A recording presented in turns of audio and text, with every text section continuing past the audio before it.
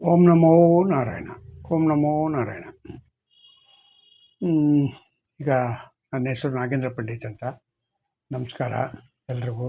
ನನ್ನ ಸಬ್ಸ್ಕ್ರೈಬ್ ಮಾಡಿ ಮುಂದೆ ಹೋಗೋದಕ್ಕೆ ಅನುಕೂಲ ಮಾಡಿಕೊಡಿ ಅಂತ ಕೇಳ್ತಾ, ನನ್ನ ಚಾನಲ್ಗೆ ಒಂದು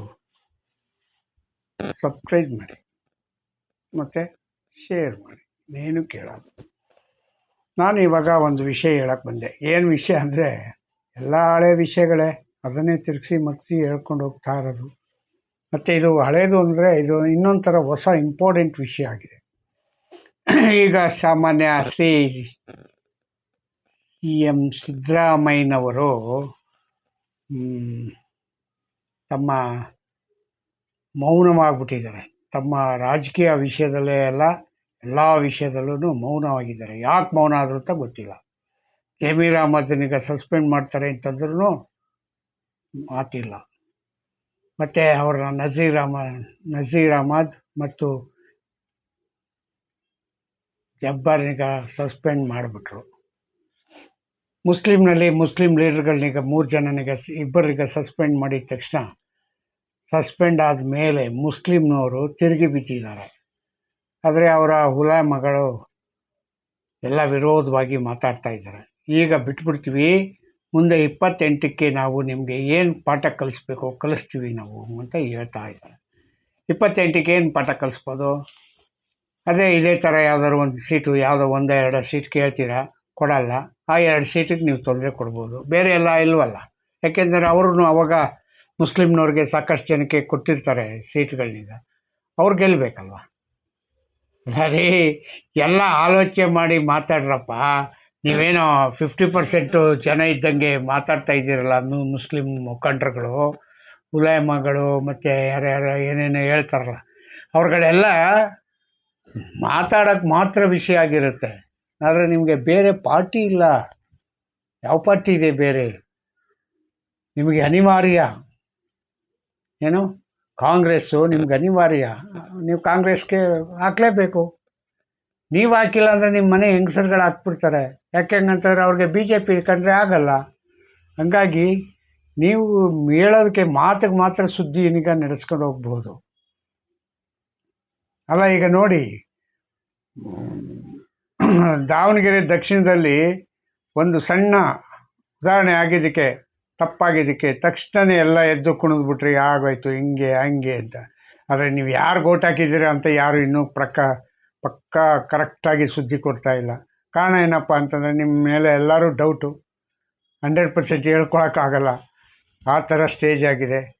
ಮತ್ತು ಈಗ ಇನ್ನೊಂದು ವಿಷಯ, ಇದೊಂದೇ ವಿಷಯ ಅಲ್ಲ ನಾನು ಹೇಳಕ್ಕೆ ಬಂದಿದ್ದು, ಇನ್ನೂ ಒಂದು ವಿಷಯ ಇದೆ. ಇದು CM ಸಿದ್ದರಾಮಯ್ಯ ಮತ್ತು DK ಶಿವಕುಮಾರ್ ಅವರ ಸುದ್ದಿ. ಇವರು ಯಾವಾಗ ಪಟ್ಟದಿಂದ ಇಳಿತಾರೆ, ನಾನು ಯಾವಾಗ ಪಟ್ಟ ಕಟ್ಕೋತೀನಿ ಅಂತ DK ಶಿವಕುಮಾರ ಕಾಯ್ತಾ ಕೂತಿದ್ರೆ, ಅವರು ಡೆಲ್ಲಿ ಟು ಬೆಂಗಳೂರು ಪ್ರವಾಸ ಮಾಡ್ತಾನೇ ಇದ್ದಾರೆ. ಡೆಲ್ಲಿ ಟು ಬೆಂಗಳೂರು, ಬೆಂಗಳೂರು ಟು ಡೆಲ್ಲಿ ಅಂತ ಆಯಿತು. ಆಗಲೇ ಒಂದು 150-200 ಸಾರಿ ಹೋಗಿ ಬಂದವ್ರೆ. ಎಲ್ಲರೂ ಕೇಳಿದ್ನೇ ಕೇಳ್ತವ್ರೆ. ಆದರೆ ಯಾರು ಇವ್ರಿಗೆ ಇನ್ನೂ ಸೊಪ್ಪಾಕಿಲ್ಲ. ಯಾರಿಗೆ? DK ಶಿವಕುಮಾರ್ಗೆ.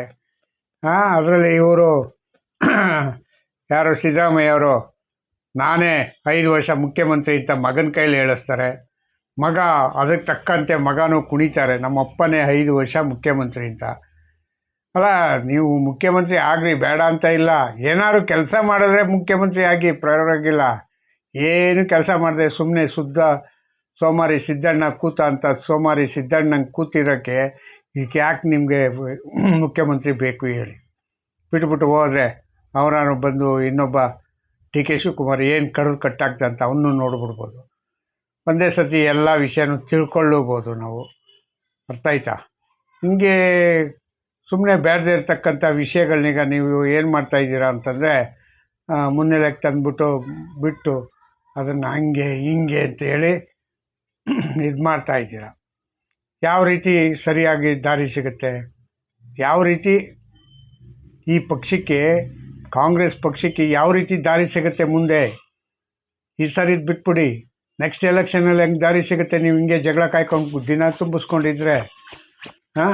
DK ಶಿವಕುಮಾರ್ಗೆ ಬಿಟ್ಟುಕೊಟ್ಟಿಲ್ಲ ಹಂಗಂತಂದರೆ ಹೈಕಮಾಂಡ್ ಹೇಳಿ ಬಿಡ್ತೀನಿ ಬಿಡ್ತೀನಿ ಹಿಂಗಂತ ಇದ್ರು.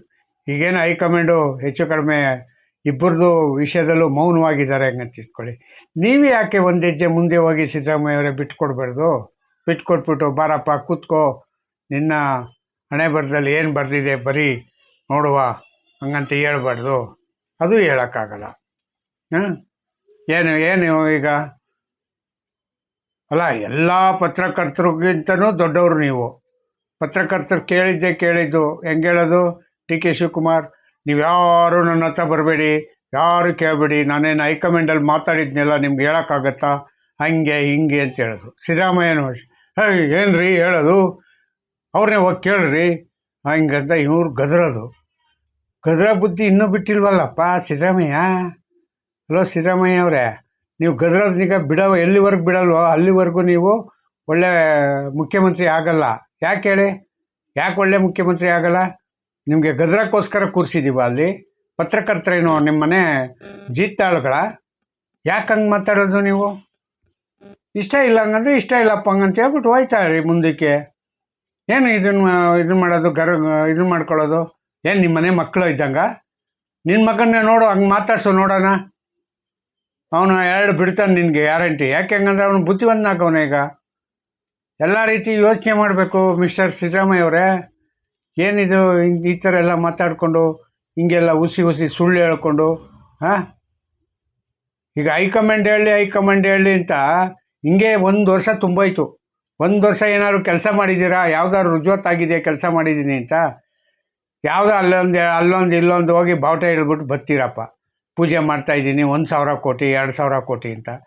1,000 ಕೋಟಿಗೆ ಅಲ್ಲಿ ಕೊಟ್ಟು ಕೆಲಸ ಮಾಡೋಕ್ಕೆ ಶುರು ಮಾಡಿರ್ತಾನೆ. 100 ಕೋಟಿ 1 ಕೋಟಿ ಆದರೂ ಕೊಡಬೇಕಲ್ಲ ಅವ್ರು ಕೆಲಸ ಮಾಡೋಕ್ಕೆ, ಅದೂ ಇಲ್ವಲ್ಲ. ಮತ್ತು ಇನ್ನೇನು ಮಾಡಿಸ್ತೀರಾ ಅಲ್ಲಿ? ಹೇಳಿ, ಹೆಂಗಾಗತ್ತೆ ಅದು? ಯಾವ ರೀತಿ ಸರಿ ಆಗುತ್ತೆ ಅದು? ಅಲ್ಲ ಸಿದ್ದರಾಮಯ್ಯ ಅವರೇ, ಡಿ ಕೆ ಶಿವಕುಮಾರು ಏನೋ ಅವರೇನು ಬೇರೆ ರಾಜ್ಯದಿಂದ ಬಂದ ನಿಮ್ಮ ಪಾರ್ಟಿಗೆ ಸೇರ್ಕೊಂಡವ್ರ? ನಿಮ್ಮಂಗೆ JDS-ಇಂದ ಬಂದು ನೀವು ಸೇರಿಕೊಂಡು ಈಗ ನಂದೇ ಮನೆ ಅಂತ ಕೂತಿದ್ದೀರಲ್ಲ, ಏನೇನು ಬ್ಲ್ಯಾಕ್ ಮೇಲ್ ಮಾಡ್ತಾ ಇದ್ದೀರಾ ಕಾಂಗ್ರೆಸ್ ಪಾರ್ಟಿಯವ್ರಿಗೇನೆ? ಕಾಂಗ್ರೆಸ್ ಪಾರ್ಟಿಯವ್ರಿಗೆ ನೀವು ಬ್ಲ್ಯಾಕ್ ಮೇಲ್ ಮಾಡ್ತಾ ಇರಬೇಕು. ಅದಕ್ಕೆ ಅವರು ನಿಮ್ಮ ತಂಟೆಗೆ ಬೇಡ ಹಂಗಂತೇಳಿ ಬರದೆ ಕೂತಿದ್ದಾರೆ. ಅರ್ಥ ಆಯ್ತಾ? ಇಷ್ಟು ಬಂಡಾಟ, ಇಷ್ಟು ಏನು ಹೇಳ್ತಾರೆ ಇದಕ್ಕೆ, ಬುದ್ಧಿ, ಎಂಥ ಬುದ್ಧಿ ನಿಮ್ಮದು ಅಂತ ನನಗೆ ಅರ್ಥ ಆಗಿಲ್ಲಪ್ಪ. ಏನು ಹೇಳಬೇಕು ಅಂತಲೇ ನಂಗೆ ಅರ್ಥ ಆಯ್ತಾ ಇಲ್ಲ. ಆ ಥರ ನೀವು ಇದು ಮಾಡ್ಕೊಂಡು ಹೋದರೆ ಯಾವ ರೀತಿ ಸಾಧ್ಯ ಆಗುತ್ತೆ ಹೇಳಿ? ಸಾಧ್ಯವಾಗಿರ್ತಕ್ಕಂಥ ಕೆಲಸಗಳ ಇವು? ಹೇಳಿ. ಅಲ್ಲಪ್ಪ, ನೀವು 5 ವರ್ಷ ಮುಖ್ಯಮಂತ್ರಿ ಆಗಿರೋದು ನಿಜ. ನೀವು ಹಂಗೆ ಹೇಳ್ಬಿಟ್ಟು ನೀವೇ ಕೂತ್ಕೊಳ್ಳಿ, ಯಾರು ಬೇಡ ಹಂಗಂದ್ರು. ನಿಮ್ಮ ಮಗನ ಕೈಲಿ ಯಾಕೆ ಹೇಳ್ತೀರ 5 ವರ್ಷ ಮುಖ್ಯಮಂತ್ರಿ ನಾನೇ ಅಂತ? ಮಾದೇವಪ್ಪನ ಕೈಲಿ ಹೇಳ್ಸೋದು, ಜಮೀರ್ ಅಹ್ಮದ್ ಕೈಲಿ ಹೇಳ್ಸೋದು, ಇನ್ನೊಬ್ಬರ ಕೈಲಿ ಹೇಳ್ಸೋದು. ಯಾಕೆ ನಿಮಗೆ ಗಡಿಸಿಲ್ವಾ? ನೀವು ಪಾರ್ಟಿ ಒಳಗೆ ಇಲ್ವೇನ್ರಿ? ಯಾಕ್ರಿ ಹೇಳಿಸ್ಕೊಳಲ್ಲ ನೀವು? ಕೇಳಿಸ್ಕೊಳಲ್ಲ ಅದನ್ನ? ನಿಮ್ಮ ಇಷ್ಟಕ್ಕೆ ನೀವೇ ಕುಣಿತಾ ಇದ್ದೀರಲ್ಲ, ಇದು ಸರಿಯಾದ ಕ್ರಮನಾ? ಹೋಗಲಿ, ಸರಿಯಾದ ಕ್ರಮನಾ ಇದು ಈ ಥರ ಎಲ್ಲ ಮಾಡೋದು? ಹೇಳಿ. ಹೇಳಬೇಕು ಏನೇನು ಅಂತ ಬರ್ತೀನಿ, ಏನು ಹೇಳಬೇಕು ಅಂತಲೇ ಗೊತ್ತಾಗ್ತಾ ಇಲ್ಲ. ಆ ರಾಜಣ್ಣ ಹೇಳ್ತಾರೆ ಯಾರೋ ಮಾಟ ಮಂತ್ರ ಮಾಡಿಸ್ಬಿಟ್ಟವ್ರೆ ಸಿದ್ದರಾಮಯ್ಯವ್ರಿಗೆ, ಅದಕ್ಕೆ ಹಿಂಗೆ ಬೆಪ್ಪಾಗ್ಬಿಟ್ಟವ್ರೆ ಹೆಂಗಂತ. ಬೆಪ್ಪಾಗೋದಕ್ಕೂ ಮಾಟ ಮಂತ್ರಕ್ಕೂ ಏನಪ್ಪ ಇದು? ಮೌನ ಆಗ್ಬಿಡಿದ್ರೆ ಏನೋ ಮಾಡಿಸ್ಬಿಟ್ಟವ್ರೆ ಅಂತನಾ? ಹೆಂಗೆ ಇದು? ಏನು ಇದು ರಾಜಣ್ಣಂದು ವಿಷಯ? ರಾಜಣ್ಣ ಅಷ್ಟು ನೇರವಾಗಿ ಹೇಳಿದ್ರು ಅವ್ರಿಗೆ ಉತ್ತರ ಕೊಡಬೇಕಲ್ಲ. ಜಮೀರ್ ಅಹ್ಮದ್ದೂ ಹಂಗೆ ಅಂದರು. ಜಮೀರ್ ಅಹ್ಮದ್ ನಮ್ಮ ಗುರು ಟಗರ್ ಕುಸ್ತಿಗೆ ನಿಂತ್ಕೊಂಡ್ರೆ ಗುದ್ದಾಕ್ಬಿಡ್ತಾರೆ ಅಂತ. ಗುದ್ದಾಕಂಗೆ ಇಲ್ವೇ ಇಲ್ವಲ್ಲ ನಿಮ್ಮ ಮುಖ ನೋಡಿದ್ರೆ. ಟಿ ವಿ ಅವ್ರ ಮುಂದೆ ಮುಖ ಎಲ್ಲ ಹೆಂಗದೆ ಸಪ್ಪಕ್ಕೆ ಬಾಡೋಗಿರೋ ಮುಖ ಇಟ್ಕೊಂಡು ನೀವು ಓಡಾಡ್ತಾ ಇದ್ರೆ ನಾವೇನಂತ ಅರ್ಥ ಮಾಡ್ಕೋಬೇಕು ಹೇಳಿ ಈಗ? ಏನಂತ ಅರ್ಥ ಮಾಡ್ಕೊಳ್ಳೋಣ? ಬಾಡೋಗಿದೆ. ಏನು ಎಲ್ಲಿ ನೀವು ಖುಷಿಯಾಗಿ ಲವಲವಿಕೆಯಿಂದ ಇದ್ದೀರಾ? ಒಬ್ಬ ಮುಖ್ಯಮಂತ್ರಿ ಅಂದರೆ ಹೆಂಗಿರಬೇಕು? ಹಿಂದೆ ನಮ್ಮ ಇವರು ಬೊಮ್ಮಾಯಿಯವರು ಮತ್ತು ಯಡಿಯೂರಪ್ಪ ಹಿಂಗೆ ನಿಮ್ಮಂಗೆ ಮೂತಿ ಮಾಡ್ಕೊಂಡಿದ್ರ? ನಿಮ್ಮ ಮೂತಿ ಹೆಂಗಿದೆ ಹೇಳಿ? ಯಾವುದೋ ಕಾಡು ಪಾಪ ಇರ್ತಲ್ಲ, ಹಂಗೈತಪ್ಪ ನಿಮ್ಮ ಮೂತಿ. ಇದು ಸರಿಯಾದ ಕ್ರಮ ಅಲ್ಲ. ನೀವು ಯಾವಾಗಲೂ ಲವಲವಿಕೆಯಿಂದ ಇರಬೇಕು. ಮತ್ತು ನಿಮ್ಮ ಇದಕ್ಕೆ ಮುಖ್ಯಮಂತ್ರಿ ಅಧಿಕಾರಕ್ಕೆ ಆದ್ರೂ ನೀವು ಹೆಂಗಿರ್ಬೇಕು ಅಂದರೆ ಖುಷಿಯಾಗಿರಬೇಕು. ಖುಷಿನೇ ಇಲ್ಲ ಹಂಗಂದರೆ ಹೆಂಗೆ, ಯಾವ ರೀತಿ ಸಾಧ್ಯ ಹೇಳಿ? ಅರ್ಥ ಆಯ್ತಾ? ಇಷ್ಟು ಹೇಳಿ ನಾನು ಇಲ್ಲಿಗೆ ನನ್ನ ಮಾತಿಗೆ ಮುಗಿಸ್ತೀನಿ. ಜೈ ಹಿಂದ್, ಜೈ ಕರ್ನಾಟಕ, ಮತ್ತೆ ಓಂ ನಮೋ ನಾರಾಯಣ, ಓಂ ನಮೋ